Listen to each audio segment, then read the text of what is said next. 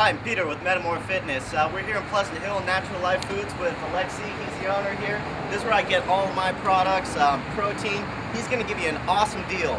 Mention my name and he's going to hook you up. He's also really knowledgeable. Thanks a lot for letting us in, man. You're welcome, my pleasure. Cool. Okay, there's a few products and things I want to talk about, like reading labels and how to kind of decipher all this. What supplements, protein is going to be the best for you, best choice. So go ahead and come on in. I'm going to show you some of my picks, what I do.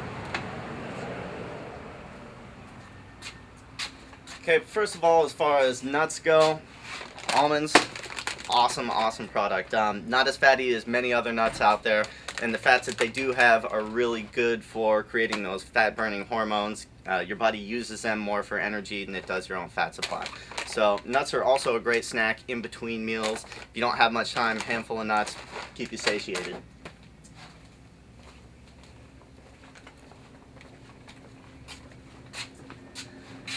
Okay, protein shakes is another thing that I want to touch on.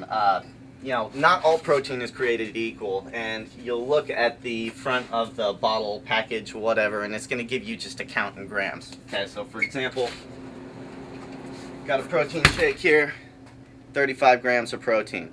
But what you want to be really cognizant of is the back of the can. Okay, so the calorie count on this is a lot lower than many protein shakes. You can see it's really low in the fat content, low in carbohydrates. So this is basic protein shake. Now I want to show you something else in contrast.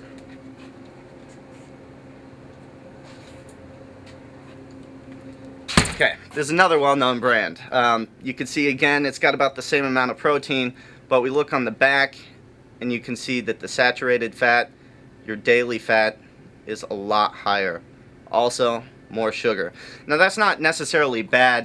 They're both good products, but this one is going to be more towards a lean body mass, burning fat. This one is going to be more towards building muscle and adding weight. So you want to make sure that you're really aware of that.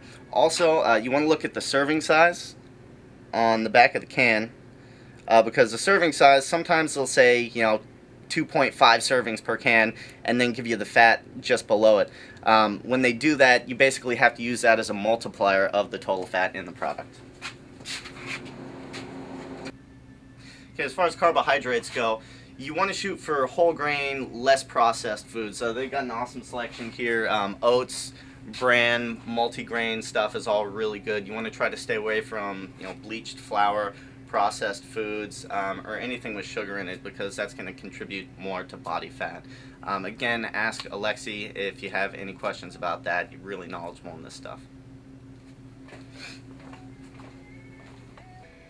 Vitamins is another subject that I want to go ahead and touch on. The government did studies 50 years ago, probably 60 years ago, even further back, and they called it your RDA, Recommended Daily Allowance. It's basically what they say you need every day to just function on a regular basis. Now when you're exercising at higher energy levels, plus the fact a lot of science has come to pass, some of those minimum values are just bare bottom, and you're going to need a little bit more. So to fill in those gaps, I usually go with a multivitamin. This is the store brand here. It's really good. It's got really high levels of some of the key ingredients for making energy, which are your B vitamins. If you can see on the back here. If you have any questions, just again, feel free to ask. So that's your multivitamin. Vitamin C, it's water soluble. It's also your master antioxidant. It's going to stop the breakdown of muscle tissue from exercise. And it also helps create L-carnitine, which is a fat-burning enzyme, which is good to have circulating all the time so you can constantly be burning that fat. So I recommend 500 morning and evening.